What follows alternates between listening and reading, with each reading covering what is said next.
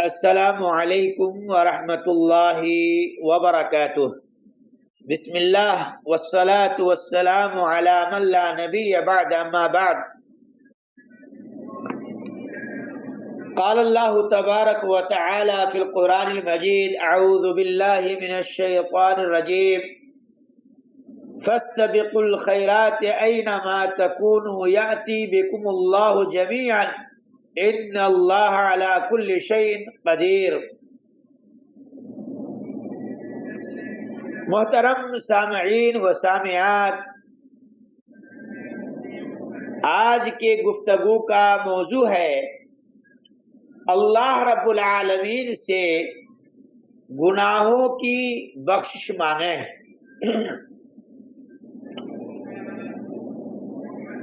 برادران اسلام، نیکیوں کے طریقے اور انداز بہت زیادہ ہیں، چنانچہ ان میں سے ایک استغفار بھی ہے، جو کہ آدم، حوا، نوح، ابراہیم علیہ السلام، موسیٰ، داؤد علیہم السلام اور سیدنا محمد صلی اللہ علیہ وسلم سمیت تمام انبیاء کرام کی عادت مبارکہ ہے۔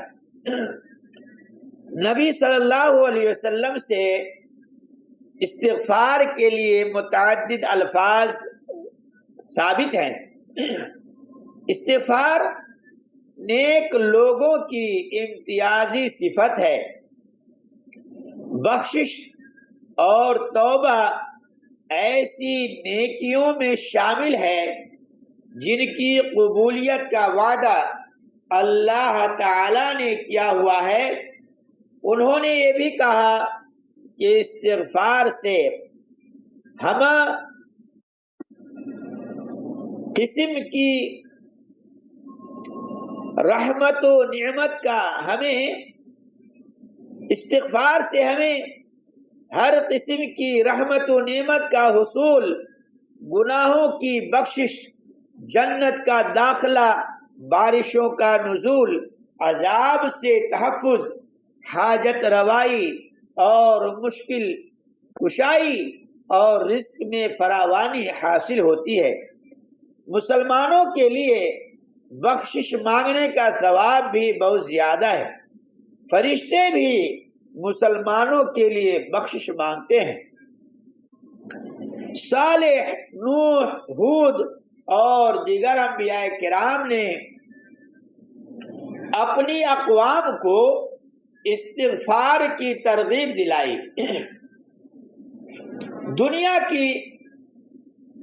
ہم لوگوں کو دنیا کی زندگی کو غنیمت جانیں، یہاں سے جانے والا واپس آ کر نیکیاں کمانے کی سرتوڑ کوشش کرے گا، لیکن اسے موقع نہیں دیا جائے گا۔ اس لیے کسی بھی چھوٹی نیکی یا بدی کو کبھی بھی معمولی مت سمجھیں۔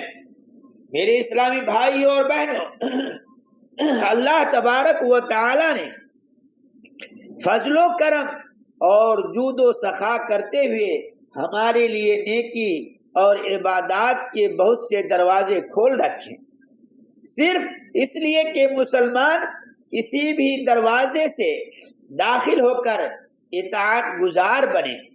اس کے بدلے میں اللہ تعالیٰ دنیا اور آخرت سنوار کر درجات بلند فرما دے گا۔ چنانچہ اللہ تعالیٰ اسے دنیا میں خوشحال زندگی بخشے گا اور مرنے کے بعد دائمی نعمتیں اور رضا الہی حاصل کرے گا۔ فرمان باری تعالی ہے، نیکیوں کی طرف بڑھ چڑھ کر حصہ لو، تم جہاں بھی ہوگے اللہ تعالیٰ تم سب کو اکٹھا کر لے گا۔ بے شک اللہ تعالیٰ ہر چیز پر قادر ہے۔ سورہ البقرہ آیت نمبر 148۔ نیز اللہ تعالیٰ نے تمام لوگوں کے لیے نمونہ اور قدوہ بننے والے انبیاء علیہم السلام کے بارے میں فرمایا: انہم کانوا یسارعون فی الخیرات وَيَدْعُونَنَا رَغَبًا وَرَهْبًا وَكَانُوا لَنَا خَاشِعِينَ، بے شک وہ نیکی کے کاموں میں بڑھ چڑھ کر حصہ لینے والے تھے اور وہ ہمیں امید اور خوف کے ساتھ پکارتے اور ہم سے خوب ڈرتے تھے۔ سورۃ الانبیاء آیت نمبر 90۔ نیز نبی کریم صلی اللہ علیہ وسلم نے معاذ رضی اللہ عنہ سے فرمایا، کیا میں تمہیں بھلائی کے دروازوں کے بارے میں نہ بتلاؤں؟ روزہ ڈھال ہے، صدقہ گناہوں کو ایسے بجھا دیتا ہے جیسے پانی آگ کو ختم کر دیتا ہے، اور قیام اللیل۔ پھر آپ صلی اللہ علیہ وسلم نے یہ آیت پڑھی، تتجافى جنوبهم عن المضاجع يدعون ربهم خوفا وطمعا ومما رزقناهم ينفقون فلا تعلم نفس ما اخفي لهم من قرة اعين جزاء بما كانوا يعملون۔ ان کے پہلے بستروں سے الگ رہتے ہیں اور ان کے پہلو بستروں سے الگ رہتے ہیں، وہ اپنے پروردگار کو خوف اور امید سے پکارتے ہیں، اور جو رزق ہم نے انہیں دیا ہے اس میں سے خرچ کرتے ہیں۔ کوئی شخص یہ نہیں جانتا کہ ان کی آنکھوں کی ٹھنڈک کی کیا کچھ چیزیں ان کے لیے چھپا کر رکھی گئی ہیں، یہ ان کاموں کا بدلہ ہوگا جو وہ کیا کرتے تھے۔ سورہ سجدہ آیت نمبر 16 تا 17۔ پھر آپ صلی اللہ علیہ وسلم نے فرمایا، کیا میں تمہیں اصل ہدف کا ستون اور اس کی چوٹی کے بارے میں نہ بتلاؤں؟ میں نے کہا کیوں نہیں؟ تو آپ صلی اللہ علیہ وسلم نے فرمایا، اصل ہدف اسلام ہے، اس کا ستون نماز ہے اور اس کی چوٹی جہاد فی سبیل اللہ ہے۔ اس سے جو ہے سنن ترمذی نے روایت کیا ہے اور صحیح قرار دیا ہے۔ میرے اسلامی بھائیوں اور بہنوں، نیکیوں میں اضافے اور گناہوں کو مٹانے کا ایک طریقہ استغفار ہے۔ چنانچہ بخشش کا مطالبہ انبیاء اور مرسلین علیہ السلام کی عادت مبارکہ ہے۔ اللہ تعالیٰ نے بشریت کے والدین ان دونوں پر اللہ رب العالمین کی طرف سے سلامتی، رحمتیں اور برکتیں نازل ہوں، ان کے بارے میں فرمایا، قال ربنا ظلمنا انفسنا وان لم تغفر لنا وترحمنا لنكونن من الخاسرین۔ حوا اور آدم دونوں نے کہا، ہمارے پروردگار، ہم نے اپنی جانوں پر ظلم ڈھایا، اگر تو ہمیں نہ بخشے اور ہم پر رحم نہ کرے تو ہم خسارہ پانے والوں میں سے ہو جائیں گے۔ سورۃ الاعراف آیت نمبر 23۔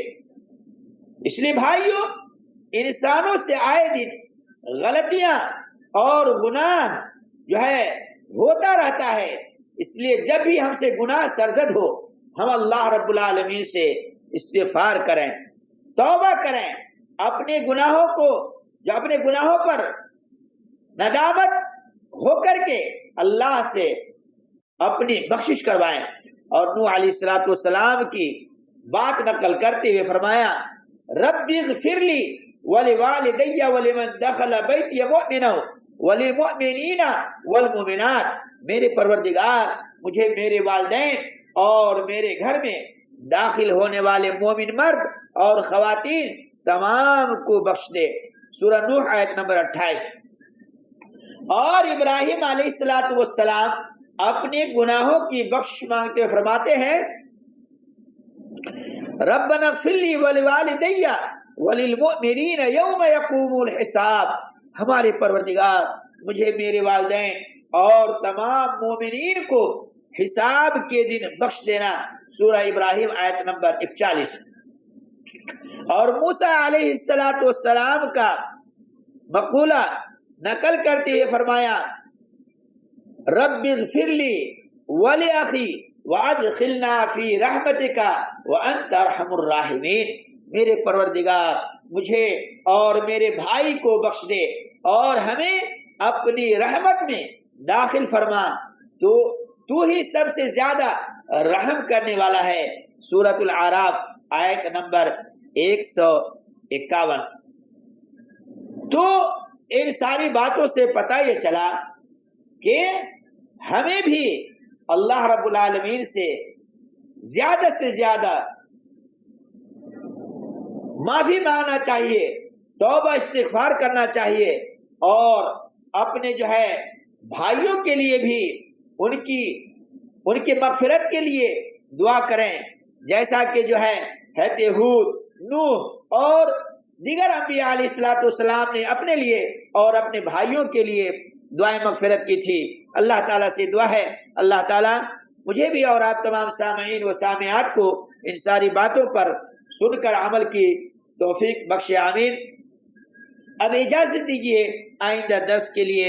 وآخر دعوانا الحمدللہ رب العالمین، والسلام علیکم ورحمۃ اللہ وبرکاتہ۔